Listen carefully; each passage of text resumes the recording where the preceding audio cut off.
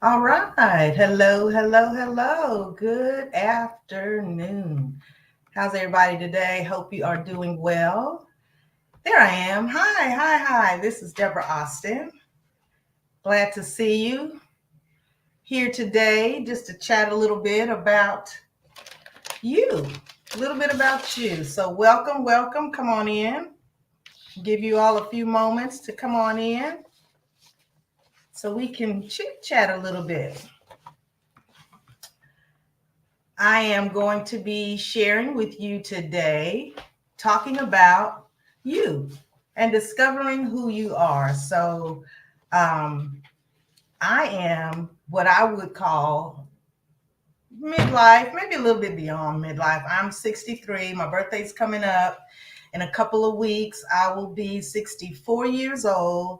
So I don't know if you consider that midlife or a little bit beyond midlife, but actually, that's what I'm here to talk about.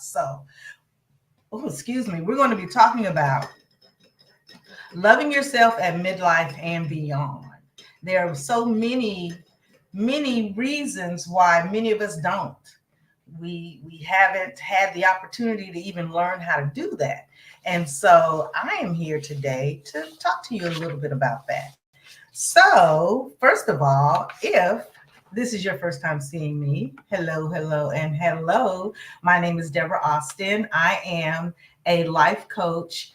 I empower Black women to discover their truth and thrive at the midlife stage of life and marriage. So, I have strategies for marriage if you are in a midlife marriage.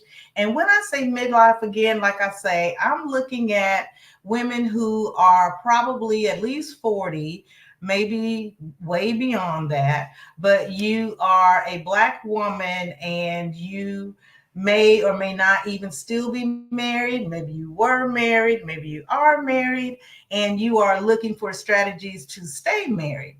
Or you may have just not discovered who you are at this stage in your life. You have been doing everything for everyone else and not doing the things that you need to do for you. And so I am here to help you to figure out those kinds of things. So, as I said, my name is Deborah Austin. I have a coaching business called Deborah Austin Coaching, and I empower Black women to discover their truth and thrive at the midlife stage of life and marriage. So, what am I going to be talking about with you today?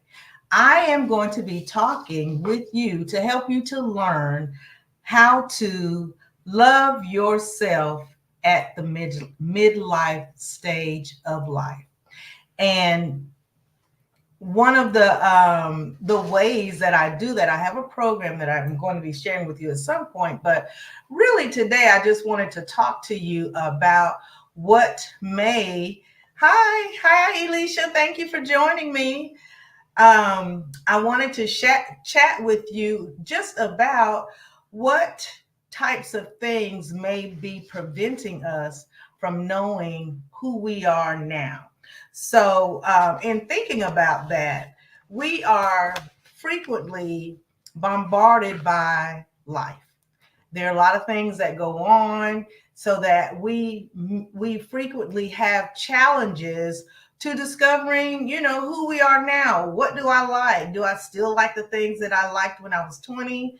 Some of the answers to that may be yes, but some of them may be no. Just depends on you and what life has brought your way and who you are now, which is what I want you to discover.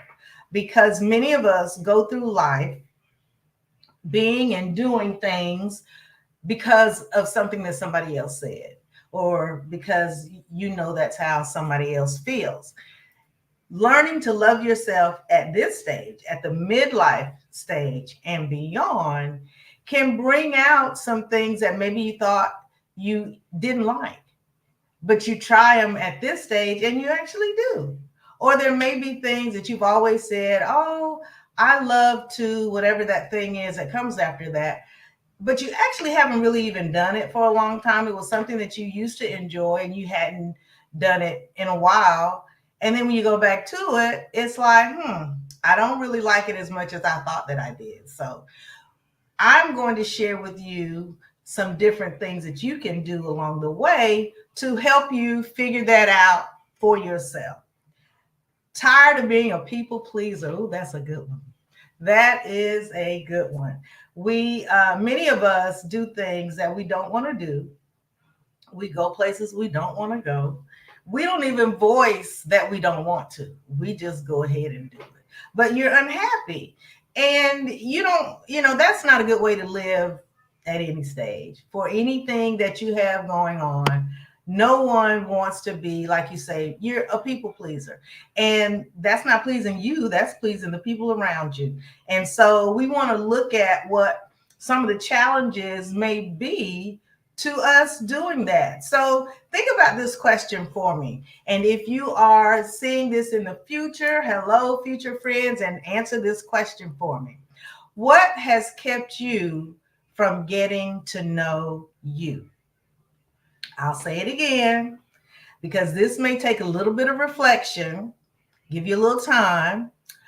What has kept you from getting to know you? And on that, I'm going to take a quick sip and give you a minute to think.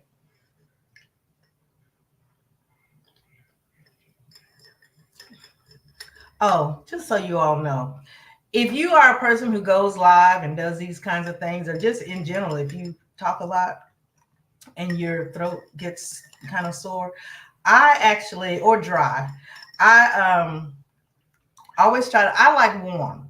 Now, some people like cold, but I prefer warm. And for me, I have ginger, ground ginger in here, not ground, grated ginger in here with some honey, some lemon, apple cider vinegar, and water. So that's very soothing, and it tastes really good. So let me get another sip, and then we'll get back to talking about the challenges that we come up with.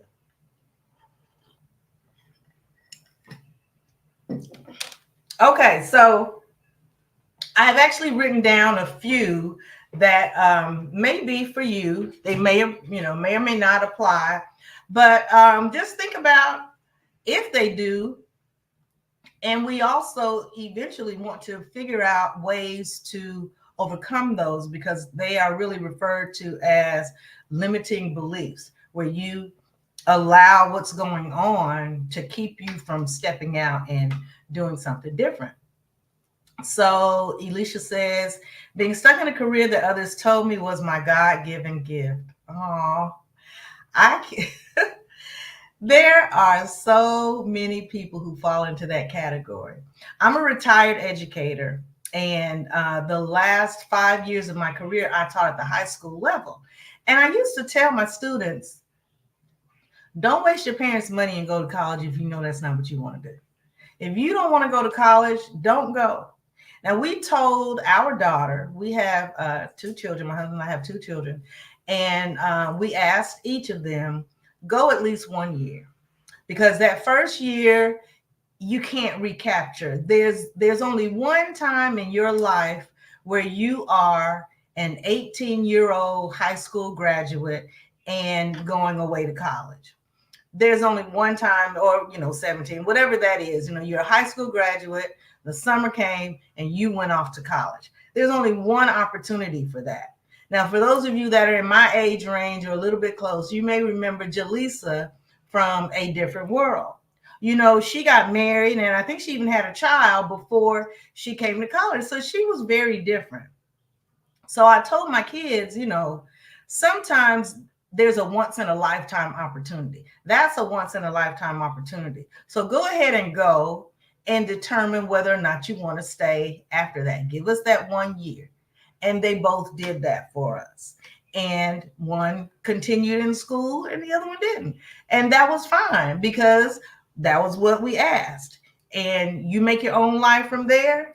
Do whatever it is you need to do. But like I told my students, if you know for sure that that's just not for you, go. Well, for one, you don't know for sure until you go, because y'all, I always have all these little anecdotes about my kids or my family. So just real quickly about doing something that you think that you will hate.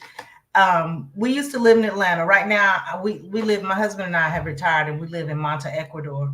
So, if you have any questions about that, you can ask me about that too. But we lived in Atlanta. We raised our kids in Atlanta. Lived there for 36 years, something like that.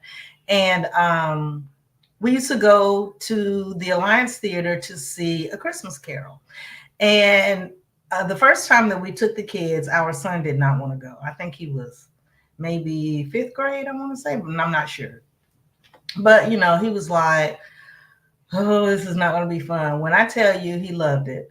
And after that, oh, that's a good suggestion. I'm going to get to that. But, he went, had a wonderful time. And even after that, we went several times after that. So I said all that to say, sometimes step out and do the thing and see if you like it, because you can't judge based on someone else's experiences whether or not you'll like it or not. So the thing that I wanted to suggest, or that I wanted to share with you, was the comment that said, I should have gone to a 2-year college first to figure things out. And that's actually not a bad idea, because you still get that college experience, and then you have an opportunity to not, because some people would feel like they didn't do well if they changed their major or something after, their first or second year, which honestly, more people do than don't as far as that goes. But there are a lot of different challenges to actually stepping out and discovering who you are. And as I want to know who you are now, because you live in this world, there are cultural expectations. For example, you may have grown up just like Elisha commented. She grew up, people were telling her that she would be a great educator, and that's what she has done. But now she's, thinking, well, maybe that's not what I want to continue to do, or do for a long period of time, or just do anymore for however long you've been doing it. On to you're like, well, maybe that's not what I want to do. And so cultural expectations, like from your family, or being able to, or having to conform to certain standards of behavior and even beauty. Even for me, I'm not working anymore. I rarely wear makeup now, and it's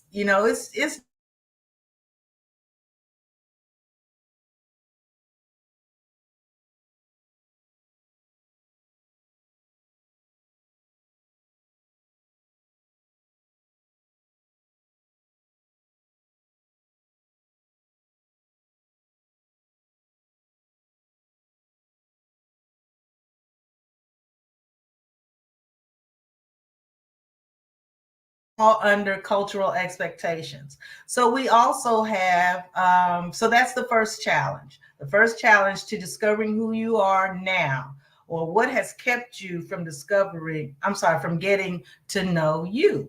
So one of those things may be cultural differences, things like, cultural expectations, things as it did for a minute, but it's back. It should be back. Is it back? Sometimes the Wi-Fi in here decides to have a life of its own. So hopefully you're there. Let me know if you're there. But I am going to keep talking. So let's see, what time is it? Yeah, I'm hoping it picks back up. Y'all let me know if it doesn't. Okay, she says I'm back. All right, good. So back to what we're doing here. We are talking about the challenges to discovering who you are now, and looking at what has kept you from getting to know you. So the first one that we discussed was cultural expectations. Your family having, everybody in the family is doctors, or everyone in the family has gone into law enforcement, or everyone went to college, or everyone did whatever it is. Or people said, oh, you do blah, blah, blah. Well, you would be a good this, putting one into the other. You may be a good artist, but that doesn't mean that that's what you want to do for your career. And some people, you get that guidance to head you in that direction, to let you know that that's what they would like for you to do. Notice I said they would like for you to do, not what you have expressed that you wanted to do necessarily. So cultural expectations is one of the first challenges. The second one that is a challenge when you are discovering who you are now can be racial and gender expectation and discrimination, really, which falls into similarly with cultural expectations. Just because you are a female doesn't mean that you can't be a welder or whatever other male general, it's excuse me, male dominated career that it might be. You don't have to do that just because you're not a male.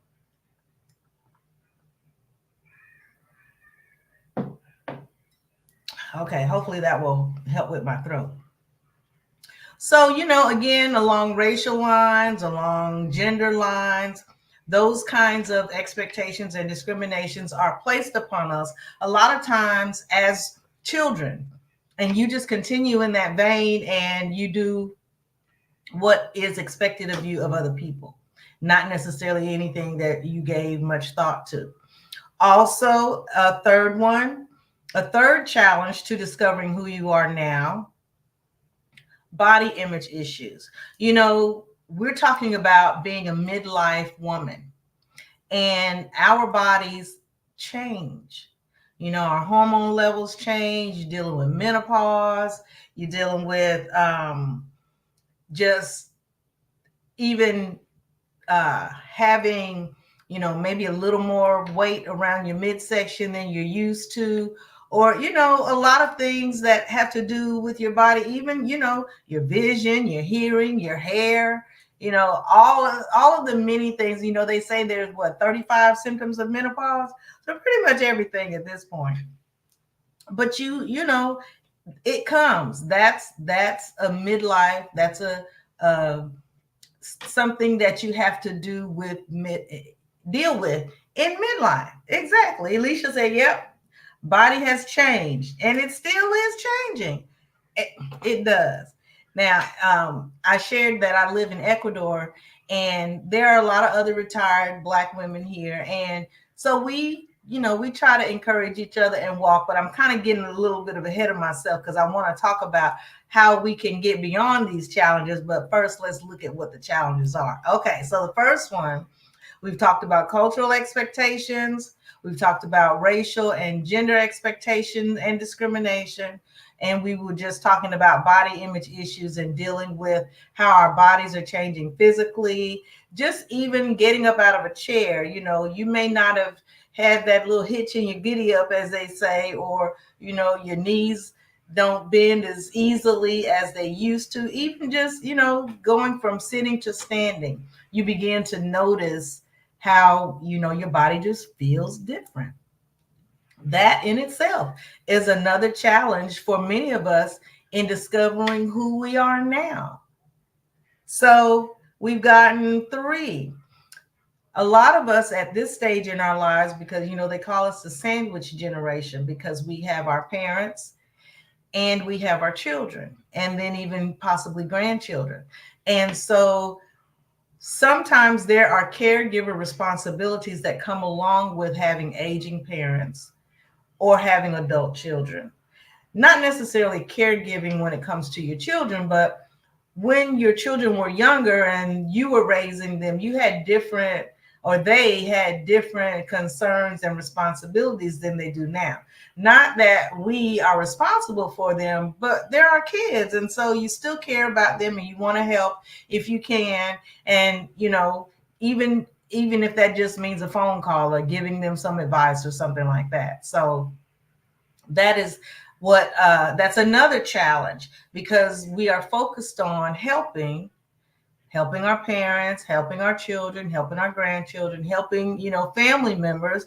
And it might not even be parents. It might be, your aunt or your uncle, because, that's who's left. There's no one else. And they're looking at you for assistance. And so you lend your help. And a lot of times that means spreading yourself a little more thin than you already had been, and it was already, pretty thin, like on ice. So um, that caregiver responsibilities, just helping out, because our generation, we're in our 60s or 40s, 50s, 60s, somewhere around there. So if we have relatives that are living, a lot of them are older, and they require some assistance. It's like it goes full circle, where babies need a lot of assistance. Well, as we get older, we begin to require more assistance again, and so a lot of times that's us. We're the ones that are helping with that. And so caregiver responsibilities can be another challenge to us discovering who we are now. The fifth one that I have is mental health stigma, or just asking for help in general.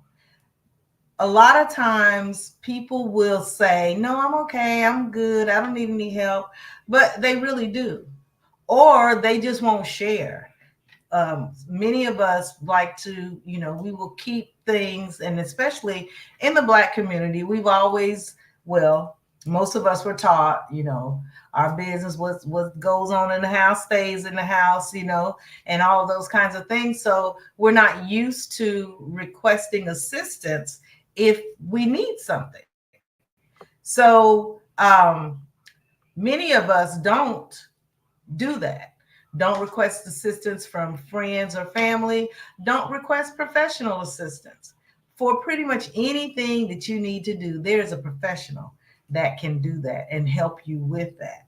So it might be organizing your finances.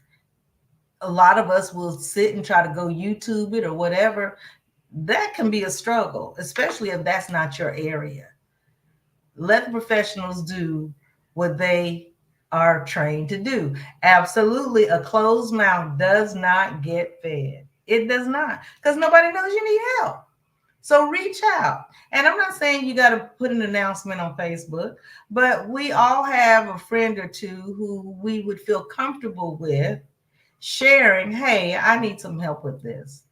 Have you experienced this?" Or, do you know anyone who has gone through this and might be able to, lend an ear or provide a resource? You don't know who knows whom. That's what I always say. People know people that you don't know. And what is it? They say that there's 6 degrees of separation in the world. And so for many of us, that just means, hey, ask so and so that you hang out with them periodically. So next time you see them, "Hey, I'm looking for a therapist. I am, I'm feeling a bit overloaded, and I know that it will be beneficial to me if I talk to somebody. I was wondering if you know anybody. Oh, by the way, I know a great therapist if you need one." So but yes, I met her. We started working together back during the pandemic. And so she's amazing. I have actually referred several people to her, and they are working with her. So it's not just me.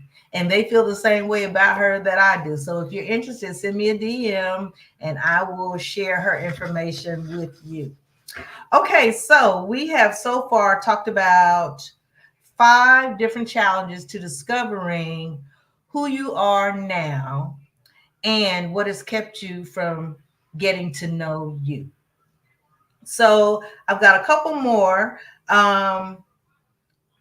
Navigating relationships. Relationships can um, sometimes require a lot of energy, because we know all relationships go through ups and downs. So if yours is on an upswing like mine is, yay. But we all know that there are times when it's not that way, and it does require some energy. So navigating those relationships, again, seek help. If that means that you go to a therapist alone, that's fine. Or if that means that you and your mom and your brother and sister and all y'all need to go, see, you know, you can't you can't be mad if you don't get help if you ain't asked for help. And that's different if you ask for help. But again, like Alicia said, a closed mouth does not get fed. And so if you are going through trying to navigate relationships, again, be careful who you share with, but find someone who you can talk to. As a community, we as Black people a lot of times don't tend to do that. But what I do know, Black women love to sit around and talk with other Black women. We just do. We just, that's just a thing with us. We enjoy sharing, we enjoy helping. And most of us just have that nurturing spirit that if there's someone amongst us that has something going on, and we will help in a non-judgmental way. And that's what we need. So, if you are having some difficulty navigating a relationship, of course, I'm a life coach and I can help you with that. But even if it's not me, talk to someone. Get yourself a therapist. Again, send me a message if you want to know mine, or a friend. Some of you are very close to your mothers and you can talk to her. My mother is not here anymore, and in all sincerity, we didn't have that kind of relationship where I shared that kind of thing with her if I was really, really troubled. We just didn't.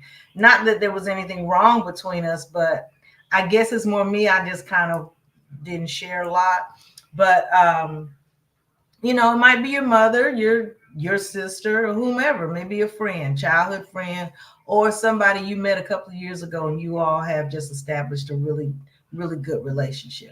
But whomever it is, it's good to share. If you're trying to navigate a relationship, you don't have to do it alone. Get some assistance. And I'm not saying you always got to pay, but just sometimes it's good to get some things off of your chest. And then the last one that I have as far as a challenge to discovering who you are now is redefining your identity. Now, that looks different for, different people, of course, but things like you have become an empty nester, or maybe your first child is going off to college. You got 3, the first one is leaving. Or you've had 2 and the second one just left this past August, and you already retired and you don't know what to do every day. You may or may not have a spouse. Even if you do, you still may or may not know what to do every day. You and your spouse may have grown apart because all these years you were focused on the kids. Excuse me, you were focused on school. You were focused on work.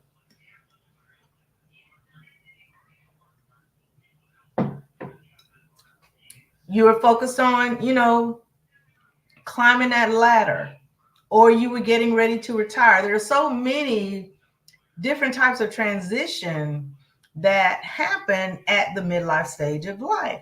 And so if you have been trying to navigate redefining who you are now, you may not know what to do, how to do it. So just for a quick recap of what we've talked about so far, we are talking about challenges to discovering who you are now and what has kept you from getting to know you. So I gave you 7 different challenges. The first one was cultural expectations, people telling you you'd be great at this, that, or the other, and you just went with that. And that's what you do now. But it's not what you like. It's not what you enjoy. Racial and gender expectations, same kind of thing. Because you're female, you were headed into nursing instead of being a doctor. Or you were headed into police work because that's what your family did, or whatever it is that you did, but it wasn't you. Body image issues. Body image issues, our bodies change as we age. And many of us were struggling with the body images that we had as a younger woman. And now we would trade that in a second. But seriously, I don't know if I would trade it completely, but There are a few things I might swap out. But seriously though, our bodies are changing. They're softening for the most part. Most of them are softening because, our levels of testosterone and estrogen have changed. And I mean, you may have even gone through a hysterectomy. So, along with dealing with menopause and all the body changes that come along with that, it's a lot.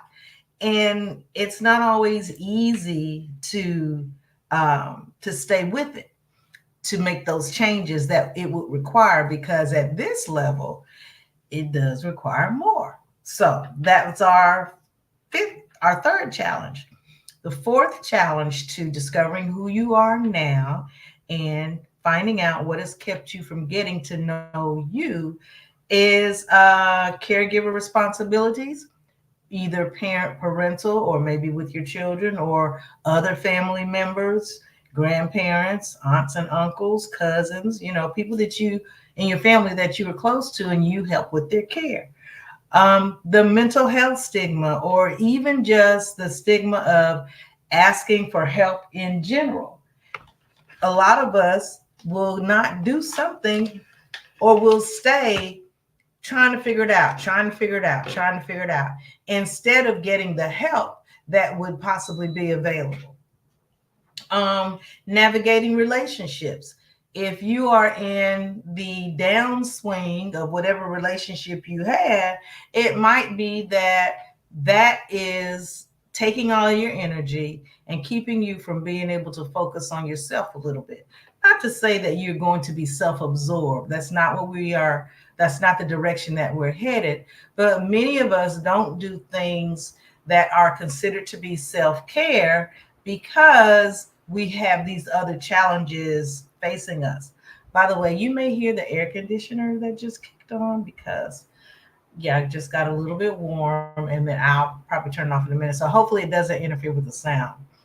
And then the last challenge is redefining your identity, because at the midlife stage, you might be an empty nester.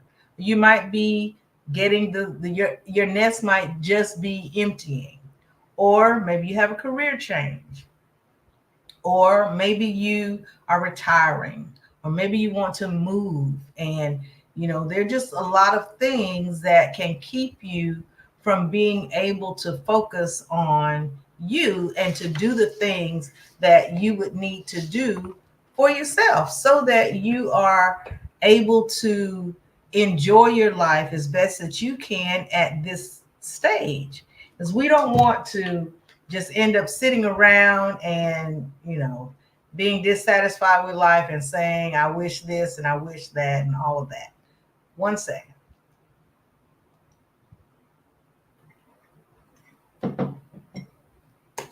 Okay, so now that we have discovered the challenges, what do we do about that? How can we get beyond those 7 challenges that I brought up? And I'm sure that there are others that I have not included, but these are the ones that I wanted to share with you and focus on. So if you are looking to make changes in these areas, you might need a little help. So I am going to be sharing with you 6 steps to help you learn to love yourself. And for some of us, we don't even know what that means. What does that look like? How do how do I love myself? What does loving myself mean? And I want you to think about, well, when you love someone else, what does that mean? That means that you care for them. You are you make sure that things are right with them, that they're comfortable, that they have what they need.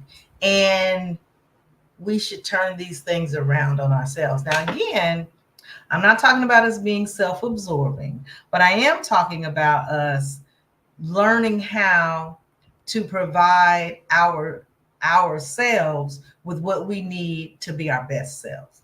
So in order to do that, it's a bit of a process that I can take you through. But just think about this. So if you are not sure who you are now, you don't know what things you like and what you don't like, you would just think about actually take that time.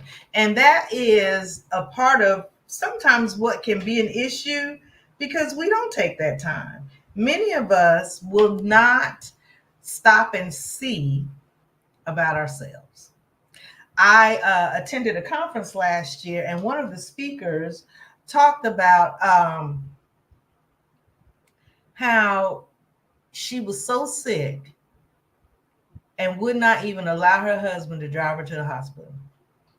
She was worried about what the folks at work were going to say about her missing work or about her being sick. Just all of those crazy things that we sometimes worry about. That if you are really worried about yourself, you won't worry about. Just I was going to share a story, but I decided not to. But basically, just know, and I know it's been in the news recently about the lady who died at her desk working, and I think she was there for 4 days, and before they discovered that that's what had happened, which is awful and terrible.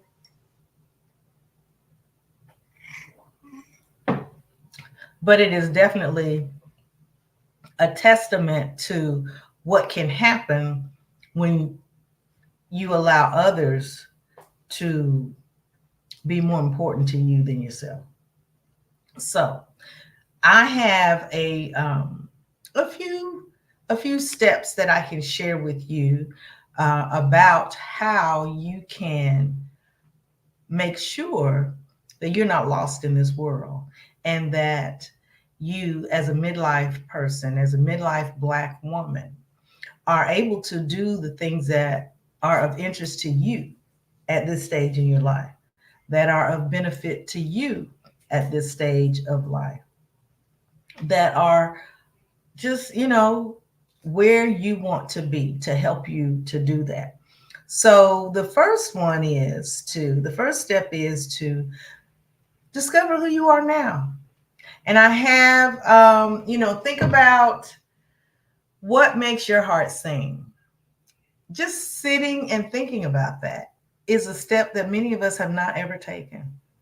So I will be taking you through a few questions to help you dig deep into that subconscious and come up with things that make your heart sing. We'll also do an assessment using the life wheel, which is a tool that helps you to determine where you're spending your time, where you're spending the majority of your time. And is that an area that you want that to spend in? Is that an area that you want to spend time in? So, for example, um, the question at the end when you finish doing the wheel of life is basically, how bumpy is your ride? Because if things are uneven, then the wheel is not going to roll smoothly. So we will do that as an exercise. I also have for in order to help you to learn to love the new you, because that's another area where many of us may struggle, in that we don't even know how to do that. We don't even know what kinds of things would I do to figure that out. How does that look? And so I have a self-love workbook that I created, that when you go through it, for one, you have to sit and take the time to do it. So that in itself is probably more than a lot of people do. Sit and take the time to do anything for yourself.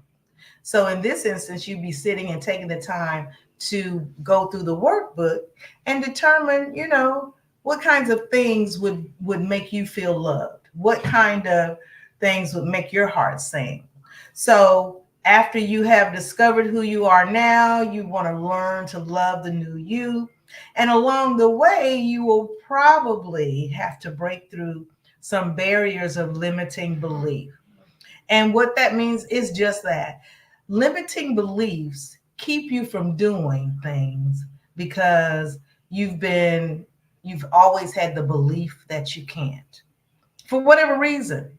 And it might just be, you might be 4 feet tall, and that's as tall as you've ever grown, but they told you that you couldn't ride a bike because you were only 4 feet tall, and you never ever tried, you never even tried it for yourself. Well, for one thing, they make bikes in different sizes. So you don't know what the reason might be that you are able to accomplish whatever it is that the limiting belief has kept you from trying to do. It's a belief. It's not even necessarily a fact. It's probably not a fact. It's a belief. A belief is not a fact. So it is something that you are thinking about yourself, and it's keeping you from doing whatever that thing is. So we will, sometimes that has to come through uh, detoxing relationships. Sometimes you have to break through whatever that relationship is. What, I can't even remember exactly what it is, but there's always some place in a movie where you won't make it without me, or that kind of thought process. Mm-mm, mm-mm, mm-mm. Alicia said she had a Barbie doll shaped 20 years ago. Well, I will say, I'm sure it hasn't been that long ago, but girl, I feel you. I understand. This midsection that has decided to join me in midlife did not get my approval before it showed up. Do you hear me? It did not. But it's here. So what do I have to do? Learn to love the new me. That's a part of it. Learning to love the new me. And as we go forward, as I said, discovering who I am. So I'm discovering that I have a few extra inches around the middle, and I'm learning to love them. And then any the now I didn't I can't I will say, in a way, I did have um a little bit limiting beliefs around my weight. Um I think I always saw myself as heavier than I was, and that actually could be what's going on now too. But also, um, you know, it's something that we have to learn to work through, and that's what we do. And as a part of getting beyond that, as I said, you may have to detox yourself from some toxic relationships. And there's even an exercise that we do to help you to let go, because that's not always easy. A lot of times that can be a bit of a process, learning how to let go. But again, if you don't even step out and do it, then it'll never happen. And if it and you won't even necessarily know that that's what you need to do if you don't do that self exploration. So we're gonna learn to love the new you, break through barriers of limiting belief, and from there, we're gonna create the vision that you want going forward. So we create a dream sheet and a vision board and all of those things and we talk about the things that you envision for your life going forward, because that's, a vision board is just a tool to help you to remember to do and help you to remember what you said that you wanted in this world. And so, you create your vision board, you put it somewhere where it will be in your eyesight frequently to remind you that that's what you said you want to do. You could just think of it as a visual organizer. That's basically all it is. It's not magic, but sometimes it feels like magic when those things come to fruition. As I facilitate vision board experiences, I've been doing them for many years, and I have brought things to fruition. As a matter of fact, I have retired and I live on the beach, and that was on my vision board. I wanted to live on the beach or near the beach, and I do. I can't show you where I am right now. I have to, y'all, if you go to my YouTube page, then you can see some of the images from where I live. And Alicia said, I really enjoy participating in your vision board experiences. Thank you. She was a constant attendee. And I did them at different times of the year, so sometimes they were focused on different things, but we always had a good time. And I'll probably be doing probably towards the end of the year, the beginning of the year, sometime either December or January, because that's when people like to do them. But I will share more information on that. So if you would like to get some information on a vision board experience, just send me a message and we can chat about it. And I can let you know they're virtual, so you don't even have to be where I am. We do them online through Zoom, and we really have a good time. And that is a part of taking the inspired action. So when you are working on discovering who you are now and then trying to work through whatever has kept you from getting to know you, you want to take inspired action. And what that means is you want to do things that are going to get you in that direction of where you said you wanted to go. So things like creating daily success habits, or I have a presentation that I will be doing to share with you 20 life-changing tips and then 25 ways to fill your life with happiness and joy. All of those are things that will help you to discover who you are now and to take the inspired action to become and continue to become that person.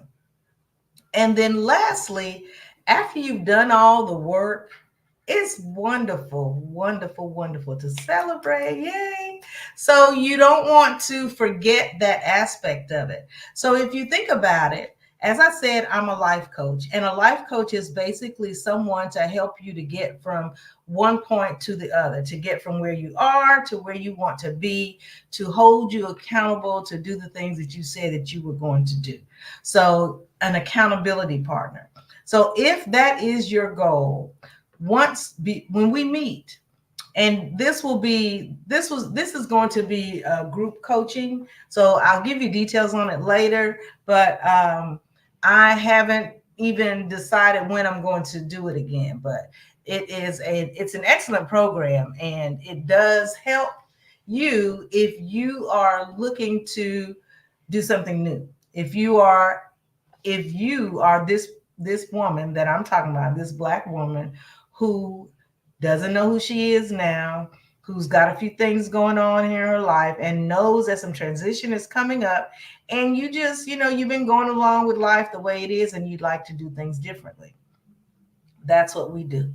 So we would talk about discovering who you are now, learn to love the new you, break through barriers of limiting belief, create your vision, take inspired action, and lastly, celebrate your success. And that success does not necessarily mean that you have done every single thing that you said. Whatever you accomplish and you consider to be a success is what is a success. And you can determine what your reward would be.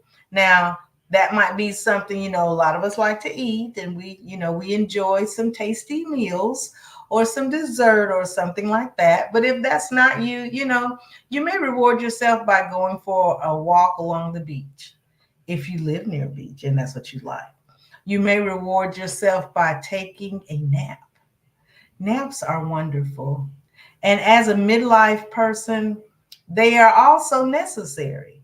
We don't have the kind of energy that we had when we were 20 years younger. And I always said the Lord knew what he was doing when he stopped women from having babies after a certain age, because you don't have that same energy running around after children and you 60.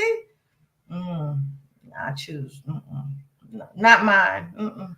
No children coming this way, none of that. But in all sincerity, the level of my energy level is not the same that I had when, I was taking care of my own kids. And so we want to focus on what would be beneficial to us at this stage, the midlife stage. And, a lot of people don't like talking about getting older, but if you're not getting older, then that means you're dying or you're dead. So we do want to talk about getting older, and we just want it to be pleasant. We don't want it to be something that is regretful or, as you get older, you slow down and slow down and slow down so much to the point that you're not doing anything and you're just sitting and you're dissatisfied in your life. So I don't want that for you, and I know you don't want that for you. So continue to come back to my YouTube channel. My show on Sundays is at 4 o'clock. I still am considering changing, but for right now, I'm going to still be here on Sundays at 4. If you have a better time frame for you, give me a comment. Let me know if you think a better of a different day and time, and let me know why. If you think Tuesdays at 7 will be better than Sundays at 4, give me a message. Send me a message and share that with me. But I am today, as I said, we were talking about the challenges to discovering who you are now and what has kept you from getting to know you. So hopefully I shared the challenges that you might be discovering. If you have a different challenge that I didn't bring up, please put it in the comments, because sharing is caring, first of all. But we learn by communicating with each other and sharing information. So if I didn't talk about something today that was in your mind about when you read it and you thought what we will be talking about, let me know. But I am very, very, very thankful for those of you that are here today. And if you are watching the replay, please let me know that you watched the replay. And I like to ask for an emoji, for you to give me an emoji in the comments if you stayed or watched the whole thing, if you come back and watch it. So let me see, what do I want you to do? We're talking about loving yourself at midlife and beyond. What's a good, a heart. How about a pink heart? Y'all know pink is my favorite color. Okay, so give me a pink heart. If you, as a matter of fact, give me 3. That will let me know that you heard what I said. So if you stayed to the end, first of all, thank you, thank you, thank you. I do appreciate you. And if you are watching the replay, thank you as well. I would ask that you all like and share and subscribe and do all of those things that that we online folks ask you to do. And if you have any questions, please let me know. Send me you can send a DM. If you want to know anything about Ecuador, which is where I live now, let me know. Give me some ideas on what you'd like to hear me talk about going forward. But I can share with you now that I'm going to be continuing on this topic, looking at challenges to discovering who you are now and talking about the ways to get beyond that, and finding out what makes your heart sing, finding out, what your vision is for your future, and helping you work to accomplish those goals. So thank you, thank you, thank you very much for those of you that are here. I truly appreciate you. And I will be back next Sunday at 4. If I don't send anything before then, I don't think I will. I'm pretty sure that we will still be on Sundays at 4. So thank you again for joining me on Midlife Marriage Magic. We will talk next week. Take care, guys.